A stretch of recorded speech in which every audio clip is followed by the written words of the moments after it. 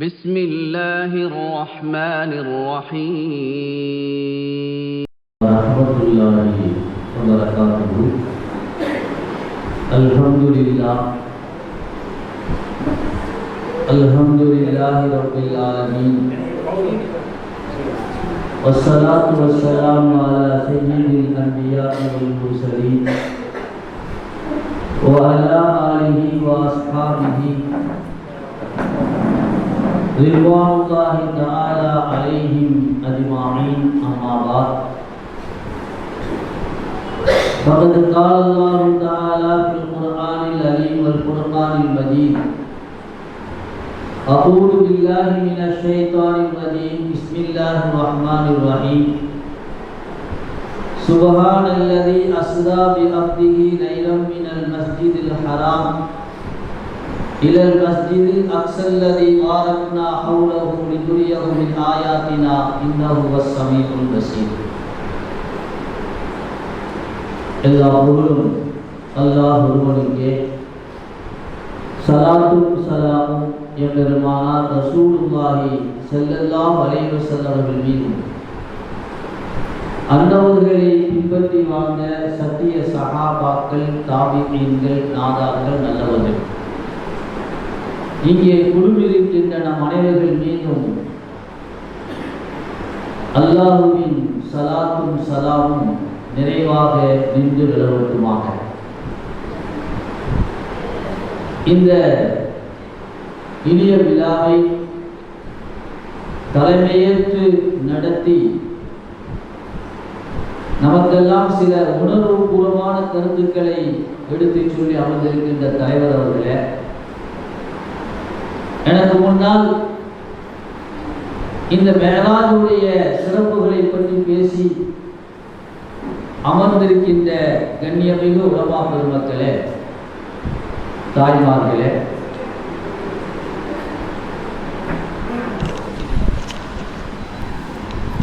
இது போன்ற நிகழ்ச்சிகளில் சிறப்பு பேச்சாளராக பேசக்கூடிய எங்களுக்கு சில தர்ம சங்கடங்கள் வந்துடும். ஏன்னா என்ன பேசணுமோ அதையெல்லாம் முன்னால் உள்ளவங்க பேசிட்டு போயிடுவாங்க.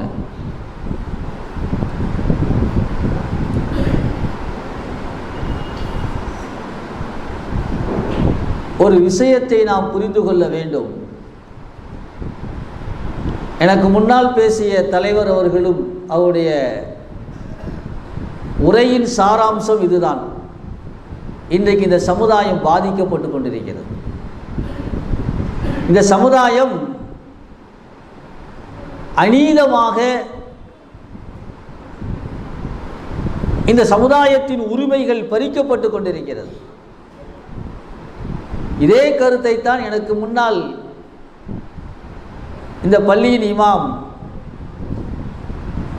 மசூத் அஜ்ரத் அவர்கள் என்கிட்ட உட்காந்து பேசும்போது, பாபர் மஸ்ஜிதை இடிச்சிட்டாங்க, இன்னொரு பள்ளி இடிக்கிறாங்க அப்படின்னு அவர்களுடைய வருத்தத்தை என்னோடு பகிர்ந்து கொண்டார்கள். இந்த வருத்தம் என்பது இன்றைக்கு எல்லா மூமின்கள்கிட்டையும் இருக்கு. அவர் தொழுகிறாரோ இல்லையோ, பள்ளியோட தொடர்பு இருக்கோ இல்லையோ, இன்றைக்கு உலக அளவில், குறிப்பாக இந்தியாவில் நாம் பாதிக்கப்படுகிறோம், அநீதத்துக்கு உள்ளாக்கப்படுகிறோம் என்கின்ற கவலை எல்லோருக்குமே இருக்கிறது, எனக்கும் இருக்கிறது. தலைவர் அவர்கள் சொன்னது போல இதே ஒரு அரசியல் மேடையாக இருந்தால் என் பேச்சு வேறு விதமாகத்தான் இருக்கும். ஆனால் ஒரு விஷயத்தை மட்டும் நான் கோடிட்டு விட்டு காட்டிவிட்டு என் உரைக்கு செல்கிறேன். உலக அளவில் பெரிய ஒரு நடிகன் அந்தோனி குயின், ஒரு நடிகர், பெரிய நடிகன். அவன் சொல்கிறான், எனக்கு இஸ்லாத்தை பற்றி அவ்வளவு தெரியாது, அதை படிக்க வேண்டும் என்ற ஆர்வம் எனக்கு இல்லை, ஆனால் இஸ்லாத்தை படிக்க வேண்டும், இஸ்லாத்தை தெரிந்து கொள்ள வேண்டும் என்று என்னை தூண்டிய ஒரு விஷயம் என்ன தெரியுமா? உமர் முக்தார் பாலைவன சிங்கம், ஆங்கிலேயர்களுக்கு சிம்ம சொப்பனமாக விளங்கியவர். 40 வயதை கடந்தவர்களுக்கெல்லாம் அவர்களை பற்றி தெரியும். அவர்களை பற்றி திரைப்படம் வந்திருக்கிறது, அவர்களை பற்றி வரலாறுகள் எழுதப்பட்டிருக்கிறது. ஆங்கிலேயர்களுக்கு சிம்ம சொப்பனமாக விளங்கியவர். எப்படி இந்தியாவிலே ஆங்கிலேயர்களுக்கு சிம்ம சொப்பனமாக விளங்கியவர் திப்பு சுல்தானோ, அதுபோன்று உலக அளவிலே ஆங்கிலேயர்களை திக்குமுக்காட செய்தவன் உமர் முக்தார், பாலைவன சிங்கம். அவர் கைது செய்யப்படுகிறார், தூக்கிலிடப்பட போகிறார். இன்னும் சற்று நேரத்திலே அவர் தூக்கிலிடப்பட வேண்டும். அந்த நேரத்தில் இவ்வளவு போராடி சொத்துக்களை இழந்து, உயிர்களை இழந்து, அத்தனையும் இழந்து தோல்வி ஏற்பட்டு தூக்கு கயிறை முத்தமிடுகின்ற அந்த நேரத்தில் உமர் முக்தார் ஒரு வார்த்தை சொன்னார். அந்த வார்த்தை என்னை இஸ்லாத்தை படிக்க தூண்டியது, இஸ்லாத்தை அறிய தூண்டியது என்கிறான் உலக அளவில் நடிகராக இருந்த அந்தோனிக்கு. அப்படி என்ன வார்த்தை சொன்னார் அவர்? உமர் முக்தார் ஒரு வார்த்தை சொன்னார், ஆங்கிலேயர்களை பார்த்து சொன்னார், நன்றாக அறிந்து கொள்ளுங்கள், கஸ்ஸரல் மிதுஃபஉ ஸைஃபி, உங்களுடைய தோட்டாக்கள், உங்களுடைய பீரங்கிகள் என் கையில் இருக்கின்ற வாளை உடைத்து விடலாம், சுக்கு நூறாக ஆக்கிவிடலாம். ஆனால் லம் யுகஸ்ஸிருல் பாத்திலு அல் ஹக்க, நான் சத்தியத்தில் இருக்கிறேன், நான் கொண்ட மார்க்கம் சத்தியமானது, நீ இருக்குமிடம் பாத்தில் பொய்யானது. உன் பீரங்கி, உன் வாள், உன்னுடைய துப்பாக்கி என் வாளை உடைத்து நொறுக்கி விடலாமே தவிர சத்தியம் மார்க்கம் இஸ்லாம், இந்த சத்திய மார்க்கத்தை அசத்தியத்தில் இருக்கின்ற ஒன்னால் ஒன்றும் செய்ய முடியாது, இது உலகம் சந்திக்கும் என்று சொல்லிவிட்டுத்தான் உமர் முக்தார் தூக்கு கயிறை முத்தமிட்டார். அந்த வார்த்தை அந்த நேரத்திலும் என் மார்க்கம் நிலைத்து நிற்கும், நான் இருக்கும் மார்க்கம் சத்திய மார்க்கம், இறைவனின் மார்க்கம், அதை யாராலும் அழிக்க முடியாது. அங்கொன்றும் இங்கொன்றுமாக முஸ்லிம்கள் அழிக்கப்படலாம், அங்கொன்றும் இங்கொன்றுமாக முஸ்லிம்களின் பொருளாதாரம் சிதைக்கப்படலாம், அங்கொன்றும் இங்கொன்றுமாக பள்ளிவாசல்கள் இடிக்கப்படலாம், ஆனால் இறுதி வெற்றி இஸ்லாத்துக்குத்தான் அப்படின்னு ஒரு தூக்கு கயிறை முத்தமிடுகின்ற அந்த நேரத்தில் சொன்ன வார்த்தை இருக்கிறது, என்னை இஸ்லாத்தை படிக்க தூண்டியது. இதுதான் நமது முன்னோர்களுடைய ஈமான், இதுதான் சஹாபாக்களின் ஈமான், இதுதான் இமாம்களின் ஈமான். எனவே அந்த ஈமான் நம்மிடத்தில் இருக்கின்றவரை எவனும் எந்த கொம்பனாலும் நம்மை ஒன்றும் செய்ய முடியாது. அல்லாஹ் அப்படிப்பட்ட ஒரு வலுவான ஈமானை நமக்கு தந்தல்வானாக. அதான் படிச்சு பாருங்க, உமர் முக்தாருடைய புக்கெல்லாம் இருக்கு, புக்கே வந்திருக்கு, படித்து பாருங்க. எவ்வளவு தள்ளாத வயது, அசந்து கொடுக்கவில்லை, எதிர்த்து நின்றார், பணிந்து விடவில்லை, துணிந்து நின்றார், மன்னிப்பு கேட்கவில்லை. அல்லாஹுவின் நல்லடியார்களே, தாய்மார்களே, இந்த மெஹராஜ் இரவு கிபி 621 இந்த ரஜப் மாதம் பிறை 27 அன்னைக்கு தான் நடக்குது. கிபி 621, அதாவது ஸல்லல்லாஹு அலைஹி வஸல்லம் அவர்களுக்கு 40 வயதிலே நுபுவத் கொடுக்கப்படுகிறது, நபித்துவம் கொடுக்கப்படுகிறது. அதில் இருந்து சரியாக 11 வருடம் கழித்து இந்த மெஹராஜ் நடக்கிறது. ஹிஜ்ரத்துக்கு ஒரு 2 வருஷத்துக்கு முன்னால பெருமானார் ரசூலுல்லாஹி ஸல்லல்லாஹு அலைஹி வஸல்லத்தை அல்லாஹ் தன் பக்கம் அழைக்கிறார். இதுல ஒரு ஒற்றுமை என்ன தெரியுமா?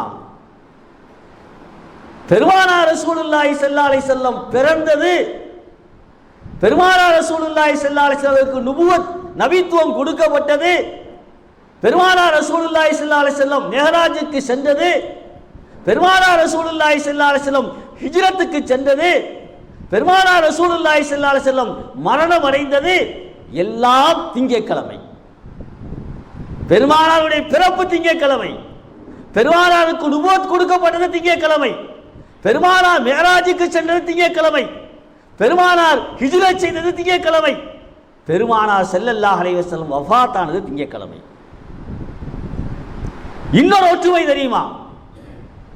பெருமானார் ரசூலுல்லாஹி ஸல்லல்லாஹு அலைஹி வஸல்லத்துக்கு நுபுவத் கொடுக்கப்பட்டு அந்த பொறுப்பை தாங்க முடியாமல் பெருமானார் ரசூலுல்லாஹி ஸல்லல்லாஹு அலைஹி வஸல்லம் வந்து செய்தியை முதலிலே சொன்னது அவருடைய அருமை மனைவி அன்னை ஹதீஜா ரலியல்லாஹு தஆலா. ஆறுதல் சொன்னாங்க, அல்லாஹ் உங்களை கைவிட மாட்டான், ஏழைகளுக்கு உதவுகின்றீர்கள், அனாதையை ஆதரிக்கின்றீர்கள், யாருக்கும் எந்த தொந்தரவும் செய்யல, அல்லாஹ் உங்களை கைவிட மாட்டான். நுபுவத்துடைய துவக்கம் ஒரு பெண் அன்னை ஹதீஜா ரலியல்லாஹு தஆலா. தாய்மார்கள் கவனிக்க வேண்டும். இரண்டாவது, இந்த மேராஜ் ஏற்பட்டது, மேராஜ் எங்கே வைத்து பெருமானார் ரசூலுல்லாஹி ஸல்லல்லாஹு அலைஹி வஸல்லத்தை அல்லாஹ் அழைத்து சென்றார் என்றால் உம்முஹானி ரலியல்லாஹு தஆலா அவர்களுடைய வீட்டிலே. யார் உம்முஹானி? அலி ரலியல்லாஹுடைய சகோதரி உம்முஹானி பின்த் அபீ தாலிப், பெருமானாருக்கும் ஒன்றுவிட்ட சகோதரி. அவர்களின் வீட்டில் தங்கியிருக்கின்ற அந்த இரவில் தான் பெருமானார் ரசூலுல்லாஹி ஸல்லல்லாஹு அலைஹி வஸல்லத்தை அல்லாஹ் மேராஜுக்கு அழைத்து செல்கிறார். மேராஜ் முக்கிய கட்டம் எங்க துவங்குது? ஒரு பெண்ணுடைய வீட்டில் இருந்து. பெருமானாருடைய மரணம் யார் மடியில் ஏற்பட்டது? அன்னை ஆயிஷா ரலியல்லாஹு தஆலா அன்ஹா அவர்களே நெஞ்சிலே பெருமானாருடைய தலை சாய்த்து பெருமானாருக்கு மரணம் ஏற்படுகிறது. நுபுவத் ஹதீஜா என்ற பெண்ணின் மூலமாக, மிஹ்ராஜ் உம்முஹானி ரலியல்லாஹு தஆலா என்ற பெண்ணின் மூலமாக, பெருமானாரின் மரணம் ஆயிஷா ரலியல்லாஹு தஆலாவுடைய மடியிலே. அப்படி என்றால் தாய்மார்கள் யோசிக்கணும், இந்த மிஹ்ராஜுக்கும் உங்களுக்கும் பெரிய தொடர்பு உண்டு, பெரிய தொடர்பு உண்டு. இப்பொழுது யோசிப்போம், ஏன் பெருமானார் ரசூலுல்லாஹி ஸல்லல்லாஹு அலைஹி வஸல்லத்தை உம்முஹானி ரலியல்லாஹு அன்ஹாவுடைய வீட்டிலே படுத்திருக்கின்ற பொழுது அவர்களை எழுப்பி சென்று கஅபத்துல்லாஹ்வுடைய ஹதீம் என்ற இடத்திலே வைத்து அவருடைய ஷக்கை சதுர் அவர் நெஞ்சு பிளக்கப்பட்டு அவருடைய இதயத்தை எடுத்து ஜம்சம் தண்ணீரிலே கழுவி மீண்டும் உள்ளே வைத்து தைக்கப்பட்டு அதற்கு பிறகு பைத்துல் முகத்தஸ், இன்றைக்கு ஹமாஸ் இயக்கத்தார்கள் தங்களுடைய உரிமைக்காக போராடி கொண்டிருக்கிறார்கள், பைத்துல் முகத்தஸ் அங்கே அழைத்து சென்று எல்லா நபிமார்களையும் வரவழைத்து எல்லா நபிமார்களுக்கும் இமாமாக பெருமானார் ரசூலுல்லாஹி ஸல்லல்லாஹு அலைஹி வஸல்லம் இமாமத்து செய்து அதற்கு பிறகு 7 வாரங்களை கடந்து போகிறார்கள். முதல் வாரத்திலே ஆதம் அலைஹிஸ்ஸலாம், இரண்டாவது வாரத்திலே ஈசா யஹ்யா அலைஹிஸ்ஸலாம், மூன்றாவது வாரத்திலே யூசுப் அலைஹிஸ்ஸலாம், நான்காவது வாரத்திலே ஹாரூன் அலைஹிஸ்ஸலாம், ஐந்தாவது வாரத்திலே இத்ரீஸ் அலைஹிஸ்ஸலாம், ஆறாவது வாரத்திலே மூசா அலைஹிஸ்ஸலாம், ஏழாவது வாரத்திலே இப்ராஹிம் அலைஹிஸ்ஸலாம். இத்தனை நபிமார்களையும் சந்தித்துவிட்டு சித்ரத்துல் முன்தஹா, சித்ரத்துல் முன்தஹா அங்க வரையும் கொண்டு நிப்பாட்டிட்டாங்க. சொர்க்க நரக எல்லாம் காட்டப்பட்டிருச்சு.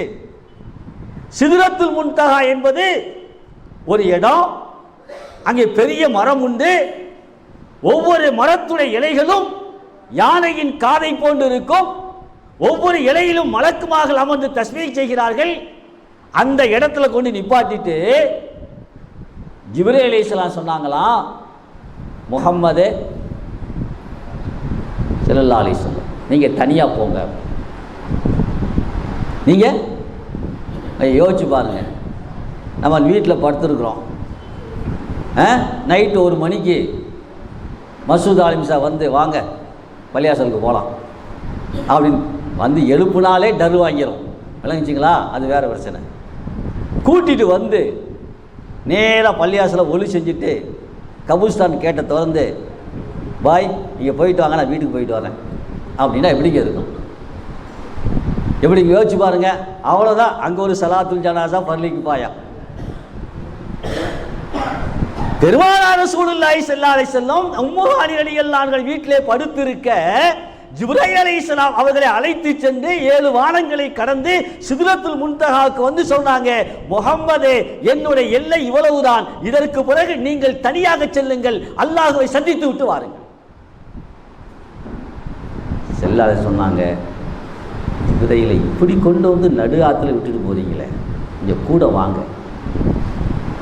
ஜிப்ரீல் சொன்னார்கள், முஹம்மதே எனக்கு அனுமதி இவ்வளவுதான், நான் பலமிக்கவன் தான், எனக்கு 600 ரெக்கைகள் இருக்கு, ஒரு ரெக்கையை விரித்தால் மஷ்ரிக் மக்ரிப் கிழக்கு மேற்கே அடைத்துக் கொள்ளும், அப்படிப்பட்ட சக்தி மிக்கவன்.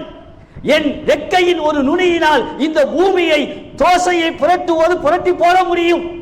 ஆனால் என் எல்லை இவ்வளவுதான், இதற்கு மேல் நான் ஒரு அடி எடுத்து வைத்தால் சாம்பலாக போய்விடுவேன், எனக்கு அனுமதி இல்லை, நீங்க போங்க, உங்க பாடு ரப்பு பாடு போங்கன்ட்டான். போயிட்டு வந்தான்னு வைங்களேன். இப்ப அல்லாஹு தாலா எதற்காக பெருமானார் ரசூலுல்லாஹி ஸல்லல்லாஹு அலைஹி வஸல்லத்தை இவ்வளவு சிரமப்பட்டு கூட்டிட்டு போனான்? அல்லாஹ்வுக்கு சிரமம் இல்லை, நம்முடைய பார்வையில் எல்லாமே சொல்லுவோம், ஒரே ஒரு காரணம் சொல்லுவோம், இஸாலத்துல் ஹுசுன். பெருமானார் ரசூலுல்லாஹி ஸல்லல்லாஹு அலைஹி வஸல்லம் ஏற்பட்ட மனக்கவலையை போக்குவதற்கு, ஆறுதல் சொல்வதற்கு, நேரிலே சந்தித்து பெருமானாருக்கு தஅஸியத் ஆறுதல் சொல்வதற்காக அல்லாஹ் கூட்டிட்டு போனான். என்ன கவலை, என்ன கவலை? நான் ஏற்கனவே பல தடவை சொல்லி இருக்கிறேன், பெருமானார் ரசூலுல்லாஹி ஸல்லல்லாஹு அலைஹி வஸல்லத்தை பைத்தியக்காரர், சூனியக்காரர், கவிஞர், எங்களை எல்லாம் மதம் மாற்றுகிறார் என்று குற்றச்சாட்டிலே பெருமானாருக்கு தொல்லை கொடுத்த போது தடுப்பு அரணாக இருந்தவர்கள் அபூ தாலிப், பெருமானுடைய சிறிய தந்தை, பாதுகாப்பா இருந்தாங்க. அதே நேரத்தில் இந்த மிஅராஜுக்கு முன்னால் ஷோபே அபீ தாலிப் மக்காவாசியெல்லாம் ஊரை விட்டு ஒதுக்கி வச்சுட்டான். ஸல்லல்லாஹு அலைஹி வஸல்லத்தையும் சஹாபாக்களையும் ஊருக்குள்ள வரக்கூடாது, வியாபாரம் செய்யக்கூடாது, யார்கிட்டையும் பணம் கொடுத்து உணவுப் பொருள் வாங்கக்கூடாது, இவ்வளவு கண்டிஷன். ஷோபே அபீ தாலிப் 3 ஆண்டுகள் மக்காவை விட்டும் ஒதுக்கி வைக்கப்பட்டிருந்தார்கள், பெருமானாரும் சஹாபாக்களும். ஏற்கனவே சொல்லியிருக்கிறேன், சஹாபாக்களுக்கு பெருமானாருக்கு குழந்தைகளுக்கு ஒண்ணுமே கிடைக்கல. காசு இருக்கு, வியாபாரம் பண்ணக்கூடாது, யாரும் பணம் கொடுத்து பொருள் வாங்கக்கூடாது. ஒரு சஹாபி சொல்கிறார், நான் இரவிலே எழுந்திருத்தேன் சுய தேவைக்காக, அங்கங்கே கூடாரங்களிலே சின்ன சின்ன கை குழந்தைகள்லாம் அழுகுது, பசியினால் அழுகுது. அந்த தாய்மார்கள் அந்த குழந்தைகளை ஆசுவாசப்படுத்துகிறார்கள், எனக்கு பசி, ஒரு விதத்திலே சுய தேவையை நிறைவேற்ற வேண்டும், பசியினால் எழுந்திருத்து நடப்பதற்கு தடுமாற்றம். அப்படி தடுமாறுகின்ற பொழுது காலில் ஏதோ கிடக்கிறது, எடுத்து பார்த்தேன், ஒட்டகத்தின் காய்ந்த தோல், ஒட்டகத்தின் காய்ந்த தோல். அதை எடுத்த உடனே எனக்கு பெரிய சந்தோஷம், பெரிய திருப்தி. அதை எடுத்து கொண்டு போய் நெருப்பிலே சுட்டு அதை சாப்பிட்டு என் பசியை போக்கிக் கொண்டேன். சஹாபாக்கள் எல்லாம் இலைகளையும் தலைகளையும் சாப்பிட்டு அந்த 3 வருடங்களை கடத்தினார்கள். இது முடிஞ்சு வந்தா அபூ தாலிப் அவங்க மௌத்தா போயிடறாங்க, ஹதீஜா அம்மாவும் மௌத்தா போயிடறாங்க. நமக்கு பாதுகாப்பு வேண்டும் என்று பெருமானார் ரசூலுல்லாஹி ஸல்லல்லாஹு அலைஹி வஸல்லம் தாயிஃபுக்கு வருகிறார்கள். தாயிஃபுடைய சரித்திரம் தெரியும், கல்லடிபட்டார்கள், ரத்தம் வழிந்தோடியது. அப்படியே வரும்போது ஒரு தோட்டத்துக்குள்ள போறாங்க. அந்த தோட்டம் யார் தோட்டம்டா, இஸ்லாத்துடைய பெரிய விரோதி உத்துபா ஷைபா, ரபியாவுடைய மகன் உத்துபா ஷைபாவுக்கு சொந்தமான தோட்டம். பெருமானாருடைய தோட்டத்தை பார்த்த உடனே தன்னுடைய வேலையால் அத்தாஸிட சொன்னாங்க, வந்திருக்காரு பாரு, அடி வாங்கிட்டு வந்திருக்காரு, கொஞ்சம் திராட்சை பழத்தை எடுத்து கொடுங்க அப்படின்னு திராட்சை பழத்தை எடுத்து ஸல்லல்லாஹு அலைஹி வஸல்லம் திராட்சையை சாப்பிடுகின்ற பொழுது பிஸ்மில்லாஹிர் ரஹ்மானிர் ரஹீம் என்று சொல்லிவிட்டு சாப்பிடுகிறார். அத்தாஸ் கேட்கிறார், நீங்கள் எந்த ஊரை சார்ந்தவர்கள்? எங்கள் ஊரில் தானே சாப்பிடுகின்ற பொழுது பிஸ்மில்லா சொல்லி சாப்பிடுவோம், அதிசய மனிதராக இருக்கிறாயே என்று கேட்கின்ற பொழுது பெருமானார் கேட்டார்கள், நீ எந்த ஊருப்பா? நான் ஈராக்ல இருந்து வந்திருக்கேன், வேலைக்கு வந்திருக்கிறேன். ஈராக்ல இருந்து வந்திருக்கியா? அப்படியா? அந்த ஊரில் தானே யூனுஸ் இப்னு மத்தா என்கின்ற ஒரு நபி வாழ்ந்தார். அப்படி அவங்க சரித்திரத்தில் யூனுஸ் அலைஹிஸ்ஸலாம் சரித்திரம் சொன்ன உடனே ஆச்சரியப்பட்டார். எந்த யூனுஸை சொல்றீங்க? ஆமாங்க, அவங்க தான் மீன் வயிற்றுக்குள்ள போனாங்க, அல்லாஹ் காப்பாத்தினான்ல, அந்த யூனுஸத்தை நான் சொல்கிறேன். அத்தாஸ் திகைத்து போய் கலிமா சொல்றார், அஷ்ஹது அல்லா இலாஹ இல்லல்லாஹ் அஷ்ஹது அன்ன முஹம்மது ரசூலுல்லாஹ். நீங்கள் எங்கள் வேதத்தை படித்திருக்கின்றீர்கள். இதை பார்த்த உடனே அந்த உத்துபா ஷைபா தோட்டத்துக்கு சொந்தக்காரன் பார்த்தான், இதனால் புதுசாக வந்தார். வந்த உடனே ஒரு இஸ்லாத்துக்கு வந்துட்டான். ஆளை துரத்தி விட்டார்கள். நீண்ட வரலாறு. அதற்கு பிறகு பெருமானார் ரசூலுல்லாஹி ஸல்லல்லாஹு அலைஹி வஸல்லம் மக்காவுக்கு வர்றாங்க. அங்கே முத்தஇம் அதி பாதுகாப்பு கொடுக்கிறார். அந்த சூழ்நிலையில் தான் மேராஜுக்கு அல்லாஹ் அழைச்சிட்டு போறான். இதுதான் பெரும்பான்மையான கிதாபுகளிலே சொல்லப்படக்கூடிய காரணம். அபூ தாலிப் போயிட்டாங்க, கதீஜாமா போயிட்டாங்க, தாயிஃபுக்கார அடிக்கிறான். பெருமானாருக்கு ஆறுதல் சொல்வதற்கு நேரடியாக பெருமானார் அழைத்து சென்றார். இன்னொரு செய்தி சொல்லுவாங்க. இப்போ நம்ம எல்லாம் இருக்கோம், சொர்க்கம் உண்டு நம்புறோமா இல்லையா? யக்கீன் சொல்லுவோம் அரபியில், யக்கீன் நம்புறோம். யாரா மறுப்போமா? இல்லை, மறுக்க மாட்டோம். நரகம் உண்டு, யாரா மறுப்போமா? மறுக்க மாட்டோம். அந்த யக்கீன் என்பது அரபியில் சொல்ல 3 வகை இருக்கு, 3 அந்தஸ்து இருக்கு. ஒன்று இல்முல் யக்கீன், ஐனுல் யக்கீன், ஹக்குல் யக்கீன். உங்களுக்கு விளங்குற மாதிரி உதாரணம் சொல்றேன். இப்போ ஒருத்தர் துபாயில் இருக்கிறார், இங்கேருந்து வேலைக்கு போயிருக்காங்க, நம்ம ஊர்லேருந்து வேலைக்கு போயிருக்காங்க. அப்போ அந்த நாட்டுக்காரன் கேட்குறான், அப்பா தூத்துக்குடிலேருந்து வந்திருக்க, உங்கள் ஊர் ஸ்பெஷல் என்னன்னு கேட்டான். என்னங்க சொல்லுவோம்? தூத்துக்குடின்னு சொன்ன உடனே மக்ரூன் வெஞ்சினா மக்ரூன், அது முட்டையில் செய்வாங்க, இனிப்பு சேர்ந்துருக்கும், சாப்பிட டேஸ்ட்டாக இருக்கும், வெள்ளை நிறத்தில் இருக்கும் அப்படின்னு சொன்ன உடனே அவனுக்கு இவன் மேல் நம்பிக்கையில் அவன் கற்பனை பண்ணுவான், மக்ரூன் இப்படி இருக்குன்னு அவன் கற்பனை வந்துடும். இதுதான் இல்முல் யக்கீன். ஒரு செய்தியை அறிந்து வைத்துக் கொள்வது, உறுதியாக அறிந்து வைத்துக் கொள்வது. ரெண்டாவது, அவன் சொன்னான், நீ ஊருக்கு போனா அந்த மக்ரூன்னு சொன்னில, அதை கொஞ்சம் வாங்கிட்டு வா. வாங்கி கொண்டு காட்டான். ஏற்கனவே இது பற்றி செய்தி அவன்கிட்ட இருக்கு, அதே ஒரு கற்பனை பண்ணி வச்சிருக்கிறான். நேரில் கொண்டு காட்டின உடனே அதே கற்பனை சரியாகவும் இருக்கலாம், கொஞ்சம் முன்ன பின்ன இருக்கலாம். நேரில் பார்க்குறான்ல, இதுதான் ஐனுல் யக்கீன். இப்போ இன்னும் அவனுக்கு உறுதி அதிகமாகும். முதல் இருந்ததை விட நேரில் பார்த்த உடனே உறுதி அதிகமாகும். அதிகமானதுக்கு பிறகு அதை அப்படி சாப்பிட்டு பார்க்குறான், டேஸ்ட்டு பார்க்குறான். பார்த்துட்டு சொல்கிறான், ஆமாப்பா நீ சொன்ன மாதிரி முட்டை நிறையா போட்டிருக்காங்க, இனிப்பு நிறையா இருக்குது, சாப்பிட டேஸ்ட்டாக இருக்குது, வாயில் வச்சோன்னே அப்படியே கரையுது அப்படின்னு சொல்கிறானா இல்லையா? இதுதான் ஹக்குல் யக்கீன். இனி அவன் மறுப்பதற்கு வேலையே இல்லை, சந்தேகப்படுறதுக்கு வேலையே இல்லை. ஒரு பொருளை பற்றி தெரிந்து கொள்வது, அதை பார்ப்பது, அதை அனுபவிப்பது, இந்த 3 அந்தஸ்து இருக்கு. இப்ப சொர்க்கத்தை பற்றி அல்லாஹ் சொல்லியிருக்கிறான், குர்ஆன் சொல்லுது, நாம கேள்விப்பட்டிருக்கோம். நமக்கெல்லாம் என்னங்கதான் இருக்கு? இல்முல் யக்கீன் மட்டும்தான் இருக்கு. இப்படி இருக்குன்னு தெரியும், அவ்வளவுதான்.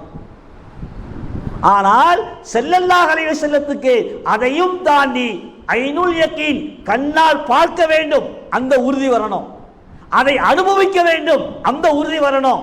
அல்லாஹ் சொர்க்கத்துக்கு கூட்டிட்டு போறான், எல்லாத்தையும் காட்டா, சொர்க்கத்தின் கனிகளை சாப்பிடுகிறார்கள். நாம சொர்க்கத்தின் கனியை கேள்விப்பட்டிருப்போம், யாரும் பார்த்திருக்க முடியாது, எந்த சிந்தனையும் சிந்திச்சிருக்க முடியாது. ஒரே நிறம்தான், ஒவ்வொரு பக்கம் கடிச்சா ஒரு ருசி. இல்லைங்களா? நான் கேள்விப்பட்டோம், நமக்கெல்லாம் அந்த ஹக்குல் யக்கீன் ஐனுல் யக்கீன் எப்பங்க வரும்? மௌத்தாயி உலகம்லாம் அழிக்கப்பட்டு மஹ்ஷர் ஏற்பட்டு சொர்க்கத்துக்கு அல்லாஹ் முடிவு பண்ணி அப்புறம் போய் என்ன செய்யணும்? சாப்பிடணும். எத்தனை வருஷம் ஆகும் தெரியாது. அல்லாஹ் அலம், அவனுக்கு தான் தெரியும். இப்ப ஸல்லல்லாஹு அலைஹி வஸல்லம் நமக்கு சொர்க்கத்தை சொல்கிறார்கள், நரகத்தை சொல்கிறார்கள். அதை நேரடியாக பார்த்த சாட்சியாக பெருமானார் இருக்க வேண்டும். நேரடியாக பார்த்த சாட்சி சொல்வதற்கும் கேட்டு சொல்வதற்கு வித்தியாசம் உண்டு. இப்ப பெருமானாருக்கு ஐனுல் யக்கீன் ஹக்குல் யக்கீன் வரணுங்கிறதுக்கு தான் பெருமானாரை அல்லாஹ் அழைச்சிருப்பான். இன்னொன்று சொல்வார்கள், இறைநேசர்கள் சொல்வார்கள். பொதுவாக இறைநேசர்களுடைய சிந்தனை கொஞ்சம் வித்தியாசமாகத்தான் இருக்கு. இன்னல்லாஹ ஸ்தரா மினல் முஃமினீன அன்ஃபுஸஹும் பிஅன்ன லஹுமுல் ஜன்னah. அல்லாஹ் குர்ஆன்ல சொல்றான், மூமின்களுடைய உயிர்களை சொர்க்கத்துக்கு பகரமாக நான் வாங்கி கொண்டேன். அல்லாஹ் வியாபாரம் செய்யறான். என்ன வியாபாரம்? நம்முடைய உயிர்களை எதுக்கு பகரமாக வாங்குறான்? சொர்க்கத்துக்கு பகரமாக வாங்குகிறான். அப்படி என்றால் ஒரு வியாபாரம் நடக்கும்போது பொருளை வாங்குபவன் எதை பார்க்கணுங்க? அந்த பொருளை பார்க்கணும். பொருளை பார்க்காமல் வாங்கக்கூடாது. நீங்க நிறைய கேட்கலாம், அப்படியே அலிம்சா நீங்க நிறைய ஆன்லைன்ல அப்படித்தானே வாங்குறோம். இன்னைக்கு வியாபாரமே எப்படி தான் இருக்கு? ஆன்லைன் தான் இருக்கு. பொருளை பார்க்கறது இல்லை, செல்போன்ல காட்டுவான் இப்படி இருக்குன்னு சொல்லி. அது நிஜத்தில் அப்படி இருக்கவும் செய்யலாம், இல்லாமல் இருக்கலாம். நிறைய பாக்ஸ் செங்கல் தான் வரும். ஏமாந்தவங்க நிறைய இருக்கிறாங்க. அப்ப வியாபாரம் என்பது பொருளை வாங்குபவர்கள் அவர் நேரடியாக பார்க்கணும், அல்லது அவர் சார்பாக ஒரு வக்கீல் ஒரு பொறுப்புதாரி பார்க்கணும். இப்போ அல்லாஹ் நம்ம இடத்துல சொர்க்கத்தை கொண்டு வியாபாரம் செய்கிறான், நம்மால பார்க்க முடியாது. நம் அனைவர்களின் சார்பாக பெருமானார் ரசூலுல்லாஹி ஸல்லல்லாஹு அலைஹி வஸல்லம் போய் சொர்க்கத்தை பார்த்துட்டு வந்து சொல்லாங்க, சொர்க்கம் அல்லாஹ் வச்சிருக்கிறான், அதான் வியாபார பொருள், விற்கப்படக்கூடிய பொருள், நீங்கள் அல்லாஹ்வுக்காக தயாராக இருக்கு. இதில் என்ன ஒரு வித்தியாசம்னா, பெருமானார் ரசூலுல்லாஹி ஸல்லல்லாஹு அலைஹி வஸல்லத்தை அல்லாஹ் தஆலா கூட்டிட்டு போறான். நீங்க விஞ்ஞானம் திகைச்சு நிக்குது, விஞ்ஞானம் திகைச்சு நிக்குது. கூட்டிட்டு போய் உயர்ந்த அந்தஸ்தை கொடுக்குறான். அதில சொன்ன மாதிரி அத்தஹிய்யாத்து லில்லாஹி வஸ்ஸலவாத்து வத்தய்யிபாத் நீங்க ஒவ்வொரு தொழுகையிலும் ஓதணும். நான் ஏற்கனவே ஒரு செய்தி சொல்லியிருக்கேன், தாய்மார்களுக்கு ஞாபகம் இருக்கான்னு தெரியல. இந்த அத்தஹிய்யாத்து லில்லாஹிங்கிறத ரசூலுல்லாஹி ஸல்லல்லாஹு அலைஹி வஸல்லம் மிஅராஜுக்கு போய் அல்லாஹ் இடத்துல சொன்னாங்க, அல்லாஹ் பதில் சொன்னா அந்த தொழுகையில கடமையாகுது. ஆனா அத்தஹிய்யாத்து லில்லாஹிங்கிறத முதலாக நமக்கு சொல்லி கொடுத்தது யார் தெரியுமா? அதை பெருமானாருடைய நாவில் இருந்து வரவழைத்தது யார் தெரியுமா? கதீஜா ரலியல்லாஹு தஆலா. அவர்கள் தான் பெருமானாரிடமிருந்து இந்த வார்த்தையை முதலாக வெளியே வர வைத்தார்கள். மேராஜில் சொல்லப்பட அடுத்து கடமையாக்கப்பட்டிருச்சு தொழுகையில. ஜிப்ரீல் அலைஹிஸ்ஸலாம் வருகிறார்கள், யா ரசூலல்லாஹ், உங்களுக்காக உங்கள் மனைவி கதீஜா அம்மா சாப்பாடு கொண்டு வருகிறார்கள். சாப்பாட்டில் இந்த ஐட்டம்லாம் இருக்கு. அவர்களுக்கு அல்லாஹ் சலாம் சொன்னான், நானும் சலாம் சொல்கிறேன், சலாம் சொல்லுங்க. கதீஜாமா வந்துட்டாங்க. சாப்பாடு திறந்து பார்த்தா சொன்ன சாப்பாடுலாம் இருக்காங்க. இப்ப ரசூலுல்லாஹி ஸல்லல்லாஹு அலைஹி வஸல்லம் சொன்னாங்க, கதீஜாவே, உங்களுக்கு அல்லாஹ் சலாம் சொல்லிவிட்டான். ஜிப்ரீல் சலாம் சொன்னார்கள். இதான் கவனிக்கணும் கதீஜா அம்மாவுடைய அறிவு கூர்மையை. என்ன கேட்டாங்க?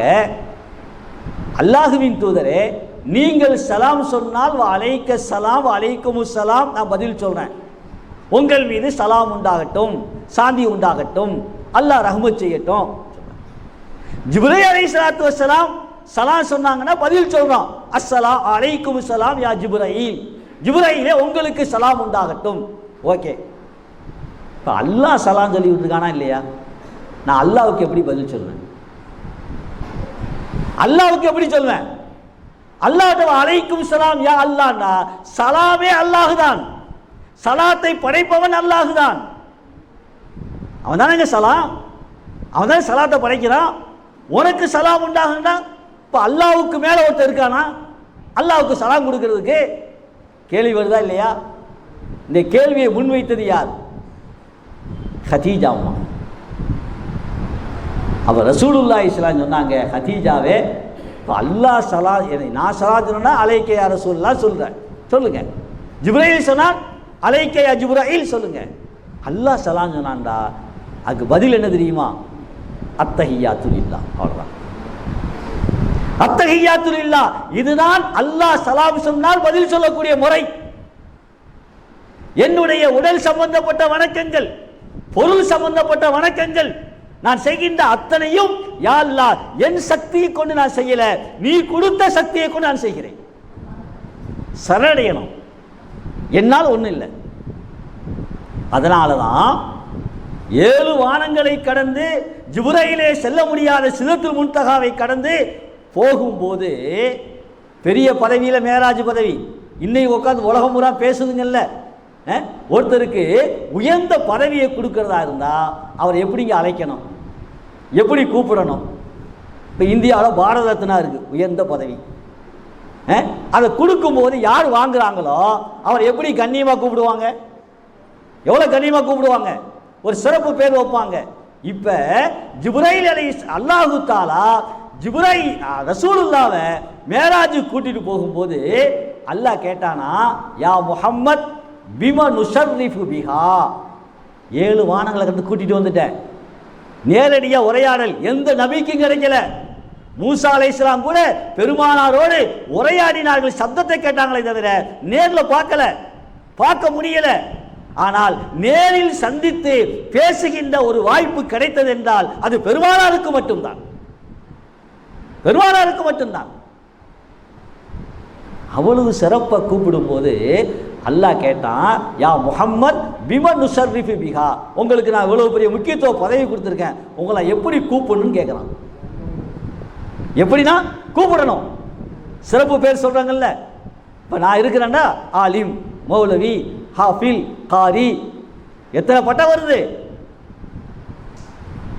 இவன் ரசூலுல்லாவை அல்லாஹ் கேட்குறான், உங்களுக்கு என்னென்ன பட்டம் கொடுக்க? இங்கே தான் நம்ம கவனிக்கணும். அல்லாஹ் என்ன சொன்ன தெரியுமா, ரசூல்லா என்ன சொன்னாங்க தெரியுமா? யா அல்லாஹ், எனக்கு என்னை நீ உன்னுடைய அடிமை என்று என்னை கூப்பிடுவது தான் எனக்கு பெருமை. அதை விட பெரிய பட்டம் எனக்கு தேவையில்லை. என்ன பட்டம் வேணும்? நான் உன்னுடைய அடிமை. அதனால தான் இந்த ஆயத்து 15வது முதல் ஆயத்து, 15வது சூரத்துல் பனி இஸ்ராயில், அதனுடைய முதல் ஆயத்தை சொல்றா, சுப்ஹானல்லதி அஸ்ரா பி அப்திஹி. அங்க அஸ்ரா பி முஹம்மதின்னு கூட சொல்லல, அஸ்ரா பி ரசூலின்னு கூட சொல்லல, அஸ்ரா பி நபின்னு கூட சொல்லல. என்ன வார்த்தையை பயன்படுத்துறான்? அஸ்ரா பி அப்திஹி, தன் அடியாரை, தன் அடிமையை இரவிலே அழைத்து சென்றானே, அப்படிப்பட்ட அல்லாஹுவை நான் பரிசுத்தப்படுத்துகிறேன். இப்ப நபிக்கு அல்லாஹ்வுக்கு பிடித்தமான வார்த்தை என்னங்க சொல்லுங்க?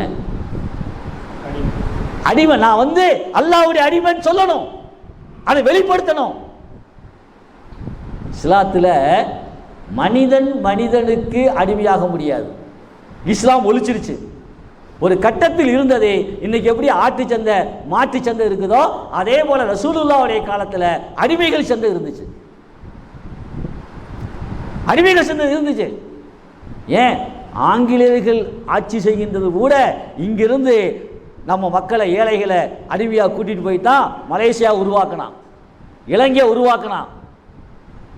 சும்மா உருவாக்கல, சும்மா கஞ்சி கொடுத்தா போதும் வேலை செய்வாங்க, வேலை செய்யணும். அமெரிக்கா அப்படி உருவாக்கினான். அடிமையை ஒரு மனிதன் இன்னொரு மனிதனுக்கு அடிமை என்ற சட்டத்தை முற்றிலுமாக இஸ்லாம் ஒழித்தது.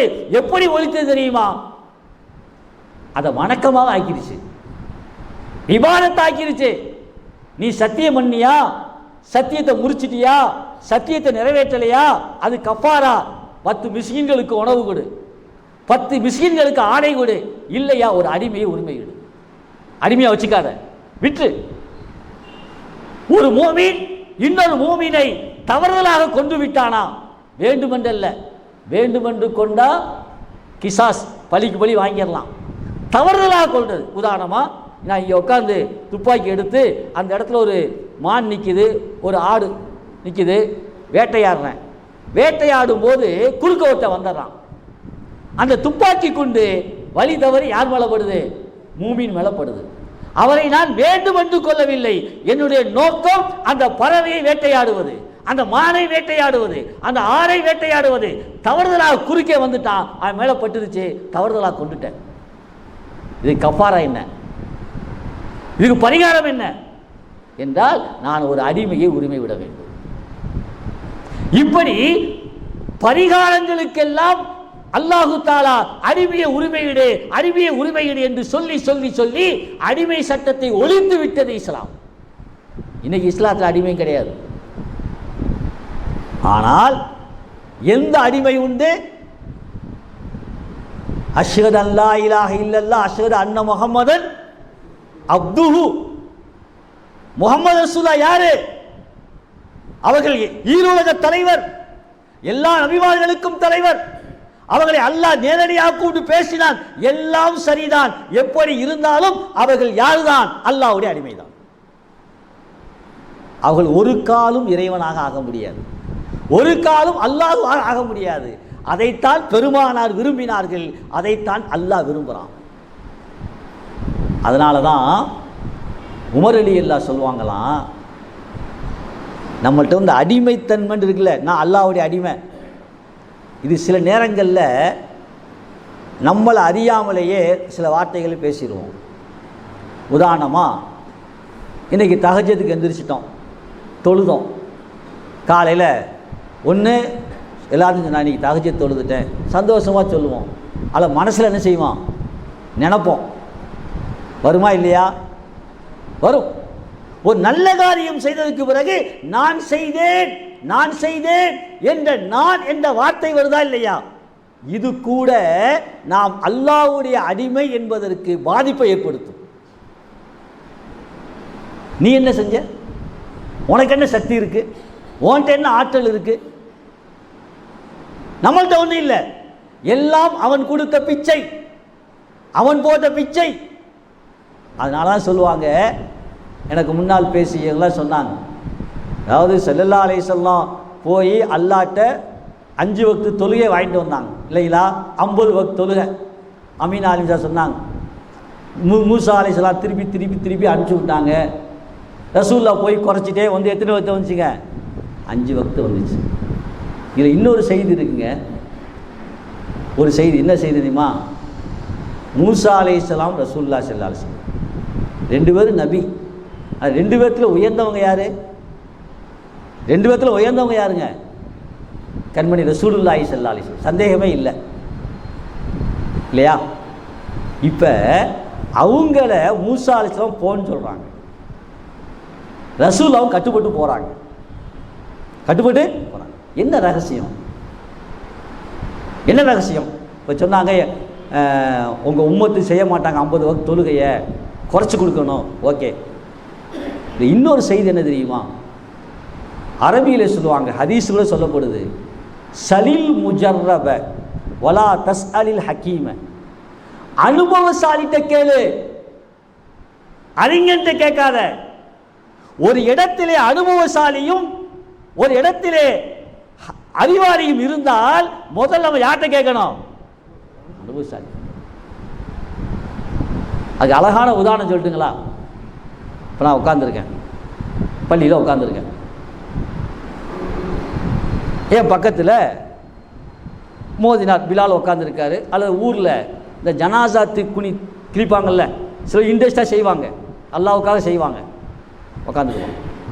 இப்போ ஒருத்தர் வர்ற ஒரு ஜனாசா 2 பேர்த்தையும் பார்க்குறார்.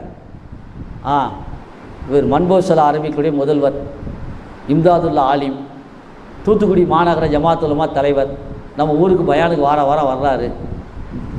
ஆள்லாம் போயிட்டாங்க, யாரும் இல்லை. ஜனாசா துணி கிழிக்கணும், ஆலிம்சா இதை கொஞ்சம் கிழிச்சு கொடுங்க அப்படின்னு என்கிட்ட சொன்னான்னு வச்சுக்கோங்க. அது மாதிரி தர்ம சங்கடம் வேறு எதுவும் இல்லை. அது மாதிரி எனக்கு தர்ம சங்கடம் வேற ஒன்றும் இல்லை. உண்மையிலே சொல்கிறேன், என்னால் கிழிக்க முடியாது.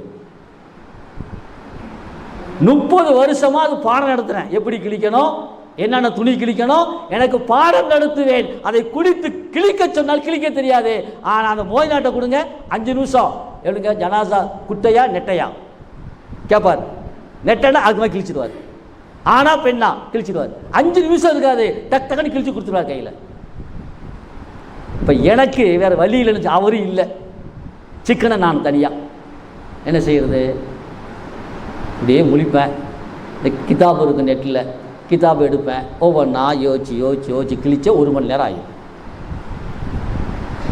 இந்த விஷயத்தில் என்னை விட அவர் முஜர்ரப், அவர் அனுபவசாலி. ஏன்ட்ட கேட்கக்கூடாது, அவர்கிட்ட தான் கேட்கணும். இங்கே ரசூலுல்லாஹி ஸல்லல்லாஹு அலைஹி வஸல்லம் மூசா அலைஹிஸ்ஸலாத்தை விட உயர்ந்தவர்கள், சந்தேகம் இல்லை. ஆனால் முஜர்ரப் யார், அனுபவசாலி யார்? மூசா அலைஹிஸ்ஸலாம். ஏன் அவங்களுக்கு 2 வக்து தொழு கடமையாக்கி அந்த உம்மத்தை என்ன செய்யல.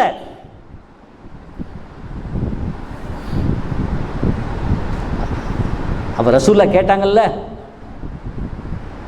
நான் உன்னை விட நான் தான் பெரிய ஆளு, நீ சொல்ல கேட்க மாட்டேன். ரசூல்லா சொன்னாங்களா? சொல்லல. அவ அழகான ஒரு கருத்தை அல்லாஹ் அங்க வச்சிருக்கிறான். அனுபவசாலியா அறிவாளியா என்றால் அனுபவசாலிக்கு முக்கியத்துவம் கொடுங்க. இன்னொன்று சொல்லுவாங்க, ரசூலுல்லாஹி ஸல்லல்லாஹு அலைஹி வஸல்லம் மூசா அலைஹிஸ்ஸலாம் வேகமாக போனாங்கல்ல, 50 45 9ஓட போய் குறைச்சிட்டு வந்துட்டாங்க. 5 தான் இருந்துச்சு. அங்கே ரசூலுல்லாஹி ஸல்லல்லாஹு அலைஹி வஸல்லத்துக்கு ஒரு சுயநலமும் உண்டு. நம்ம மேலே இறக்கம், அவங்களுக்கு ஒரு சுயநலம் தெரியுமா? கிடைக்காததை அல்லாஹ் தானாக கூப்பிட்டுட்டான். ஒரு தடவை பார்த்துட்டு வந்துட்டோம், இன்னொரு தடவை போய் பார்க்கணும், இன்னொரு தடவை பார்க்கணும். திரும்ப திரும்ப திரும்ப அல்லாஹ்வை பார்க்க வேண்டும் என்ற ஆவல் பெருமானாருக்கு இருந்தது. அதனால் மூசா அலைஹிஸ்ஸலாம் சொல்ல சொல்ல அதை சாக்கா வச்சு பெருமானார் 9 தடவை பார்த்துட்டு வந்துட்டாங்க.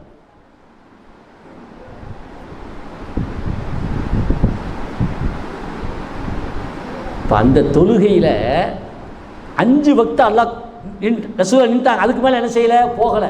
சொன்னாங்க எனக்கு வெக்கமாக இருக்குது போகிறதுக்கு. அது ஒரு காரணம். அழகாக சொல்லுவார்கள் இறைநேசர்கள், ஏன் 5ஓட நிப்பாட்டினான்டா, இப்போ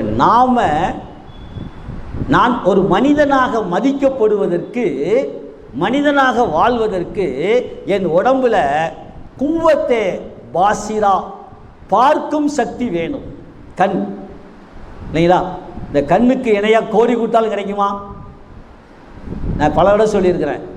அதாவது மனிதன் தயாரிக்கின்ற பொருள்களுக்கு உதிரி பாகங்கள் கிடைக்கும். ஒரு மோட்டார் தயாரிக்கிறான்டா ஸ்பேர் பார்ட்ஸ் தயாரிச்சிருவான். ஒரு கார் தயாரித்தா ஸ்பேர் பார்ட்ஸ் தயாரிச்சிருவான். மனிதனுக்கு உதிரி பாகங்கள் தயாரிக்கின்ற ஃபேக்ட்ரி இருக்கா? சொல்லுங்க, இருக்கா? முடியுமா? முடியாது. இந்த முடிய கூட படைக்க முடியாது. அல்லாஹ் தன் கைக்குள் வைத்திருக்கிறான். அப்ப கண் மனிதனுக்கு முக்கியம். அடுத்து குவத்தை சாமியா, கேட்கும் சக்தி, இது மனிதனுக்கு முக்கியம். குவத்தை ஷாமா, நுகரும் சக்தி. குவத்தை ராயிகா, சுவைக்கும் சக்தி. இந்த 2உடைய அருமை எப்போ தெரிஞ்சு தெரியுங்களா? கொரோனாவில் தான் தெரிஞ்சு. எப்போ தெரிஞ்சுங்க? இன்னைக்கு நம்ம சாதாரணமாக பேசுகிறோம். குவத்தை ஷாமா, நுகரும் சக்தி, குவத்தை ராயிகா, சுவைக்கும் சக்தி. கொரோனாவில் டாக்டர் முதல்ல கேட்பான், வாடை தெரியுதா? பிரியாணி சாப்பிட்டியா? டேஸ்டாக இருந்துச்சா? வீட்டில் பிரியாணி சாப்பிடும் போது வாடை வந்துச்சா? அதானே கேட்டா, அதான் அடையாளம். 2 கெட்டு போச்சு, என்ன வந்துச்சு? கொரோனா வந்துச்சு அர்த்தம். அடுத்து குவத்தை லாபிசா, உணரும் சக்தி. நம்ம தமிழில் சொல்ல 5 என்னங்க? 5. இப்ப இந்த 5 தான் மற்ற உயிரினங்களை விட்டு நம்மை பிரித்து காட்டக்கூடியது, மனிதனை மனிதனாக சமுதாயத்திலே காட்டக்கூடியது.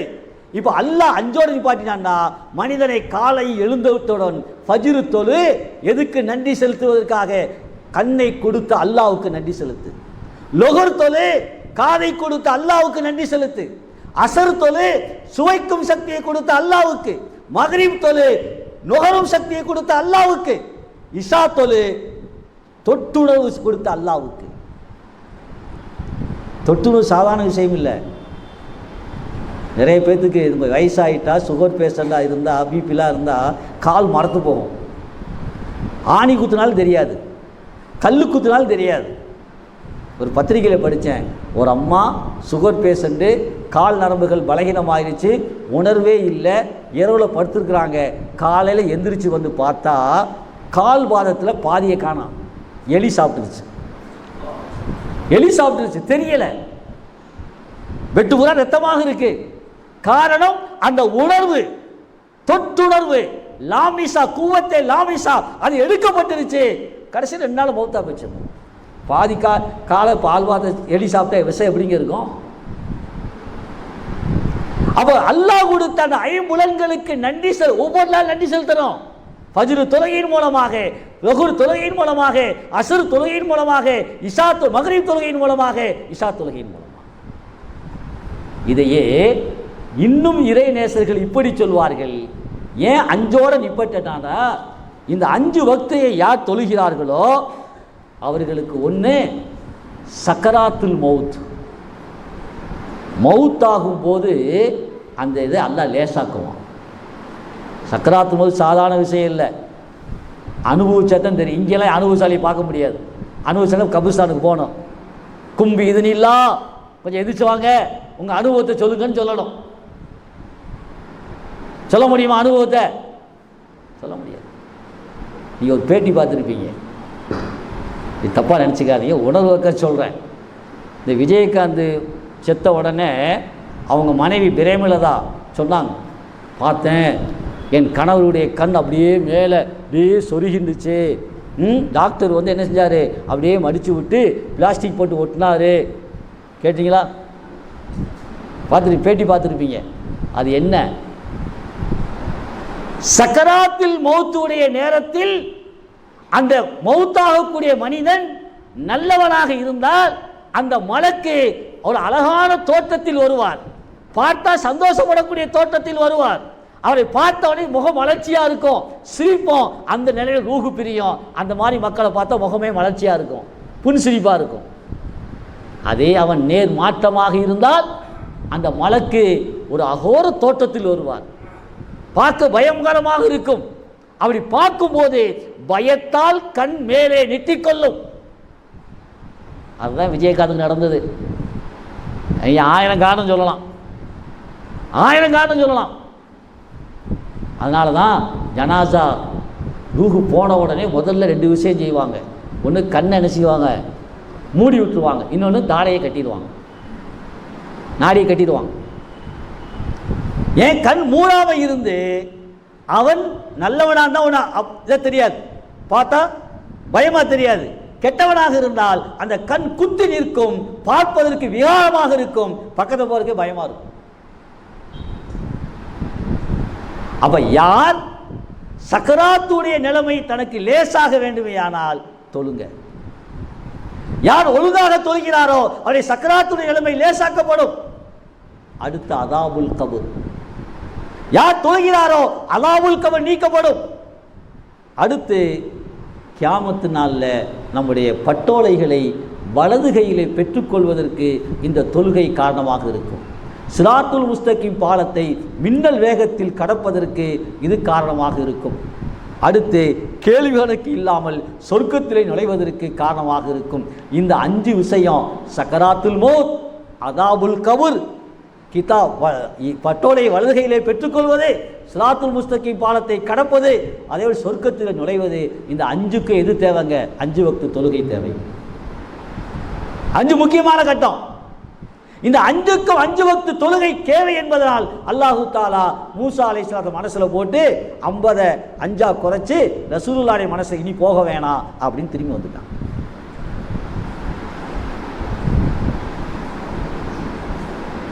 அப்படிப்பட்ட தொழுகை எனக்கு முன்னால் பேசியவங்க பூரா அதை வருத்தப்பட்டு சொன்னாங்க, தொழுகை தொழுகை தொழுகை. ஆனால் ஒன்றுங்க, இன்னைக்கு கூட காலையில் ஒருத்தர் ஃபோன் போட்டார்,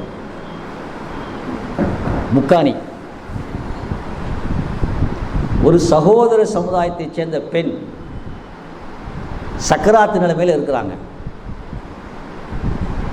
அவங்க பிள்ளையோட படித்தவங்க நம்ம பிள்ளை, பொம்பளை பிள்ளை. அவங்கள ஃபோன் பண்ணி சொல்கிறாங்களாம், எனக்கு கடைசி நேரமாக இருக்குது, நாங்கள் உங்களுடைய அந்த குர்ஆனுடைய மந்திரத்தை நான் காதில் கேட்கணும், குர்ஆனுடைய மந்திரத்தை காதில் கேட்கணும், கடைசி நேரம், அதனால் யாரையாவது பாய்மாரை கூட்டிகிட்டு வாங்க. இன்னைக்கு காலையில் நடந்தது, இன்னைக்கு காலையில் இங்கே பக்கத்தில் முக்காணி தான். நான் என்ன கேட்குறேன், ஒரு சக்கராத்துடைய நிலைமையில் நாம் கூட பதறுவோம் இல்லைங்களா? சில பேர் உட்காந்து யாசின் காதில் கேட்குற ஓதுவாங்க, அல்ல தல்கீன்னு சொல்லி கொடுப்பாங்க, லா இலாஹ இல்லல்லாஹ் அஷ்ஹது அல்லா சொல்லி கொடுப்பாங்க. ஆனால் ஒரு சகோதர சமுதாயத்தைச் சேர்ந்த ஒரு பெண் சக்கராத்து நிலைமையில் இருக்கும்போது, அந்த ஊரில் முஸ்லீமே கிடையாது இல்லைங்களா? இருக்காங்களா? இல்லை. பள்ளிவாசல் கிடையாது, ஆலிம் கிடையாது. தூத்துக்குடிக்கு ஃபோன் போட்டு, அவர் நமக்கு ஃபோன் போட்டு யோசித்து பார்க்கணும். அதனால்தான் ஒரு அறிஞன் சொன்ன பேர் ஞாபகத்துக்கு வரலை, இங்கிலாந்தில், பிரான்ஸில், ஸ்பெயின்லேயே நினைக்கிறேன், தேடி பார்த்தேன், டக்குன்னு எடுக்க முடியலை. அவன் புக்கு எழுதுனா முஹம்மதியா, முஹம்மதும் முஹம்மதுடைய மார்க்கமும், அதான் கருத்தர்த்தம் எழுதுனா, முஹம்மதுடைய மார்க்கம் வெல்லும். வெல்லும் என்பது மட்டுமல்ல, ஒரு கட்டத்தில் இந்த உலக மக்கள் முஹம்மதுடைய மார்க்கத்தை பின்பற்றியாக வேண்டிய கட்டாயம் வரும், பின்பற்றியாக வேண்டிய கட்டாயம் வரும், அதை மறுக்க முடியாது அப்படின்னு புக்கு எழுதின உடனே அன்னைக்கு அந்த புக்கை எங்கெல்லாம் வித்துச்சோ எல்லாம் வாங்கி தீ கொளுத்திட்டாங்க, தடை பண்ணிட்டாங்க, அவரை கைது பண்ணிட்டாங்க. காரணம் நான் சொன்னேன்ல ஆரம்பத்தில், உமர் முக்தாருடைய ஒரு வார்த்தை, தூக்கில் போடுவதற்கு முன்னால் அவர் வாயிலிருந்து வந்த வார்த்தை ஈமானுடைய வார்த்தை. ஆங்கிலேயர்களே, உங்களுடைய வீரங்கிகள், உங்களுடைய துப்பாக்கி தோட்டாக்கள் என் வாளை சிதத்தி விடலாம், உடைத்து விடலாம், ஆனால் உங்களுடைய பாத்தில் எங்களுடைய ஹக்கை, சத்தியத்தை அழித்து விட முடியாது. அதான் நிதாசனம்.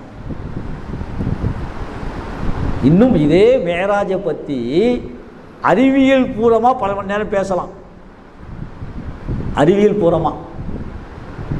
ஆனால் இப்பயே என்ன ஆயிடுச்சுங்க, 9:15 ஆயிடுச்சு, இன்னும் செய்திகள் நிறைய இருக்கு. எனவே அல்லாஹுவின் நல்லடியார்களை, தாய்மார்களே, மேராஜை ரசூலுல்லாஹி ஸல்லல்லாஹு அலைஹி வஸல்லம் அல்லாஹ் கூட்டிகிட்டு போனால் இல்லைங்களா, மக்காவில் இருந்து பைத்துல் முக்கத்தஸ் வந்தாங்களா இல்லையா, அது மேராஜ் அல்ல, அதுக்கு இஸ்ரான்னு பேர், இஸ்ரா. அங்கிருந்து 7 வானங்களை கடந்து போனாங்கல்ல, அதுதான் மேராஜ். இங்கிருந்து புராக்குங்கிற வாகனம், பைத்துல் முக்கத்தஸிலிருந்து சில அறிவிப்புகளை புராக்கல்ல சுல்லம், ஒரு ஏணிப்படி மாதிரி அப்படின்னு இருக்கு. சிதறத்துல் முன்தஹா போயிட்டாங்களா இல்லையா, அங்கேயும் புராக்கு கூட அனுமதி கிடையாது. ஜிப்ரீலுக்கு அனுமதி இல்லை, புராக்குக்கு அனுமதி இல்லை. சிதறத்துல் முன்தஹாவில் இருந்து அல்லாஹ்வை சந்திக்கிறதுக்கு ரஃப் அப்படிங்கிற போர்வை மாதிரி விரிப்பு, அதில் உட்காந்தாங்க ஸல்லல்லாஹு அலைஹி வஸல்லம், அப்படியே கூட்டிகிட்டு போய் எங்கே விட்டுருச்சு, அல்லாஹ். ரஃப் நிறைய பேசலாம் இதை பற்றி. ஆக தாய்மார்களே, இந்த முக்கிய செய்தி என்னன்னு கேட்டால், எனக்கு முன்னால் பேசிய உலமாக்கள் சொன்ன தொழுகை தான். தொழுகை தொழுகை தொழுகை. இது அந்த சமுதாயம் பேணி இருக்குமேயானால், சரியாக செய்யுமையானால், நம்மை அடித்து கொள்வதற்கு யாருக்கும் எதுவும் இல்லை. அதில் நம்ம பின்வாங்கி இருக்கிறோம். ஒரே ஒரு செய்தியை சொல்லி முடிச்சுக்கிறேன். ஆப்கானிஸ்தானை ஆண்ட அந்த மன்னர்களில் ஆங்கிலேயர்கள் அது ஒரு கட்டத்தில் அது மாறி வருது, அமெரிக்கா கைப்பற்றுறான், ஆனால் ஜெயிக்க முடியலை. இப்போ மன்னர் முகமது தோஸ்னு ஒருத்தர் இருந்தார். அவருடைய ஆட்சி காலத்தில் அதை கைப்பற்றுகின்ற பொழுது ஆச்சரியப்பட்டான்.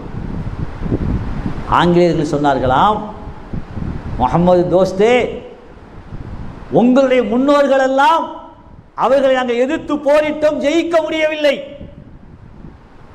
உங்களை ஜெயிச்சிட்டோம். உங்களுடைய உங்கள்கிட்ட இருக்கிற மாதிரி நவீன ஆயுதங்கள் இல்லை, உங்கள்கிட்ட இருக்கிற மாதிரி சத்தான உணவுகள் இல்லை, உங்கள்கிட்ட இருப்பது போல பயிற்சி இல்லை, உங்கள்கிட்ட இருப்பது போல ஆடைகள் இல்லை. அவர்கள் கிழிந்த ஆடை உடுத்திருந்தார்கள், ஒட்டிய வயிறோடு இருந்தார்கள், குழி விழுந்த கன்னத்தோடு இருந்தார்கள். ஆனால் அவர்கள்ட்ட இருந்தது ஈமானுடைய பவர் இருந்துச்சு. அவரை பார்த்தால் நாங்கள் பயப்படுவோம். உங்கள்கிட்ட நவீன ஆயுதங்கள் இருக்கு, நன்றாக சாப்பிட்டு கொழுத்து போயிருக்கின்றீர்கள், நல்ல ஆடை உடுத்திருக்கின்றீர்கள், நல்ல வாகனம் இருக்கு. ஆனால் உங்களை பார்த்தா எங்களுக்கு பயம் இல்லை. காரணம், ஈமானுடைய பவர் உங்கள்கிட்ட இல்லை. இதுதான் இன்னைக்கு நிதர்சன உண்மை. அதனால நம்மள்ட்ட கை மேல அல்லாஹ் தொழுகைங்கிற ஆயத்தை கொடுத்துருக்கிறான், துஆங்கிற ஆயத்தை கொடுத்துருக்கிறான். இதைத்தான் நாம் சரியாக பயன்படுத்த வேண்டும். நம் பிள்ளைகளும் அந்த வழியிலே வார்த்தெடுக்க வேண்டும். இந்த மேராஜுடைய செய்தியாக எல்லோரும் சொன்னது அதுதான், நானும் அதைத்தான் சொல்கிறேன். தொழுகையை நாம் பேணி தொழுவோம். நம் வீடுகளையே பெண்கள் பள்ளிவாசல்களாக அதை மாற்ற வேண்டும். ஆண்கள் பள்ளிக்கு தொழுகைக்கு வர வேண்டும், பள்ளியை ஆபாதாக்கணும். அப்படி ஆகுமையானால் இன்ஷா அல்லாஹ் நாம் வெற்றி பெறுவோம். நம்மை யாரும் ஒன்று செய்ய முடியாது. அப்படிப்பட்ட ஈமானுள்ள மக்களாக நம்மை அல்லாஹ் ஆக்கி தந்தல்வானாக. ஆமீன். வாஹிர் தஅவானா அனில் ஹம்துலில்லாஹி ரப்பில் ஆலமீன். அஸ்ஸலாமு அலைக்கும் வரஹ்மத்துல்லாஹி வபரகாத்துஹு.